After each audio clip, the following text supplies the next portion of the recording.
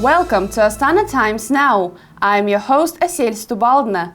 In this broadcast, we'll look at the C5+1 meeting in Nur-Sultan, Kazakhstan's program to develop the economy of simple things, and the capital's hosting of Harvard University's largest student-run conference in Asia, among other stories. Let's get started. Foreign ministers from Central Asia and U.S. Under-Secretary of State for Political Affairs David Hale addressed economic modernization, regional cooperation and regional security challenges during the August 22nd C5+1 high-level meeting. The C5+1 format was launched in 2015 and is considered an important multilateral mechanism to advance economic integration, strengthen security and promote environmental sustainability.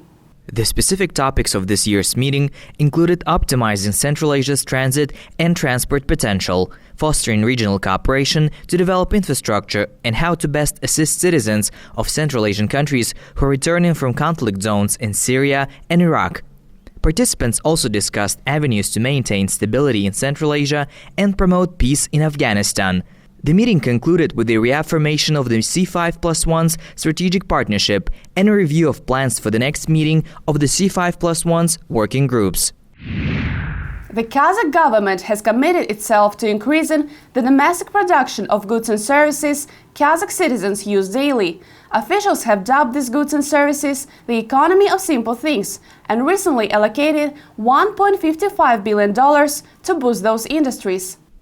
Agriculture will receive $516 million and more than $1 billion will be allocated to the processing industry and service sector. The program offers preferential lending to large, small, and medium-sized businesses that produce any of 365 priority list goods. Businesses can receive loans for up to 15% and 9% is subsidized by the country's Damu Business Development Fund. The funds can be used for investments and for working capital. The Economy of Simple Things program is one of the programs aimed at import substitution and the support of businesses through preferential lending. More than 350 items were included in the list, for example, furniture manufacturing, textiles, and tourism. We recommend businesses contact us directly because each project has its specifics and our consultants can provide advice on which direction they need to move on and what criteria they meet. 500 bright young minds from the world's top universities recently converged on Nazarbayev University in the Kazakh capital for the Harvard Project for Asian and International Relations Conference. It was the first time the event was held in Central Asia. The annual summer conference attracts students from top universities to Asian and Pacific region cities.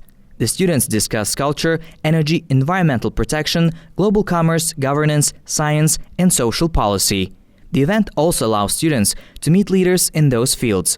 The summer conference has been held since 1991 and is similar to a conference held each spring at Harvard University. I cannot overstate the importance of these type of conferences because number one, it shows the students that if they set their mind to something, they can achieve it. And nothing is too big. You know, they have to be committed, they have to have all the energy and dedication, and then they make it happen. And of course, it also creates the network and contacts for our students and our young professionals in Kazakhstan to link up with international colleagues and peers and become part of a global network. And that is going to be a very lifelong asset. Nazarbayev University won a highly competitive bidding process to host this year's conference. For us this year, as we were looking over 30 years on at where we should host our next conference, the topic of the fact that we had never been to Central Asia was very much at the top of our minds. And this year, with the very strong bid put forth by Nazarbayev University, as well as the readiness of this city to host a conference of this scale, we felt as though this was the year in which we would make our impact as having the first ever HPAIR Asia conference in Kazakhstan, in Central Asia, thus allowing us to serve this region of Asia which we haven't been able to tap into in the past, and continue our mission of fostering international dialogue among the rising young leaders of all of Asia. Kazakhstan is hoping a newly approved plan to improve management and infrastructure at its 30 national parks will help boost domestic ecotourism. Officials hope the improvements at the parks will increase annual tourism from 1.3 million to 3.4 million by 2025, create 20,000 jobs, and generate $258 million in investment in the next 5 to 7 years. We're going to employ the international experience, mostly from the United States, in order how to run these national parks. Before the national parks will run with eco and biodiversity in mind. However, today we would like to turn this, and this shift should also put focus on tourists. Right now, slightly over 1.3 million tourists visit our national parks. We're talking about 13 national parks across Kazakhstan. However, we would like to triple this number by 2025, and of course, the receipts that we'll receive from these tourists should also triple. Right now, most of the parks charge a very small fee, the entrance fee and then the eco fee in order to get into the national park. However, when you are inside the national park, there are not many things to spend money on. So with the new attractions, we would like to help people explore the national parks in more profound ways, and then also spend more, so that part of that money will be returned to the national parks, to the protection of the environment and helping conserve our nature and biodiversity. A pilot of the program will be launched first at Kazakhstan's Charen, Ilya-Alatau and Kosai Lakes national parks. Organizers of 27 proposed socially conscious non-profit enterprises recently received financial help through a contest sponsored by the Samruk-Kazyna Trust. The contest awarded grants up to $8,000 to the contest winners to help them get their non-profit started.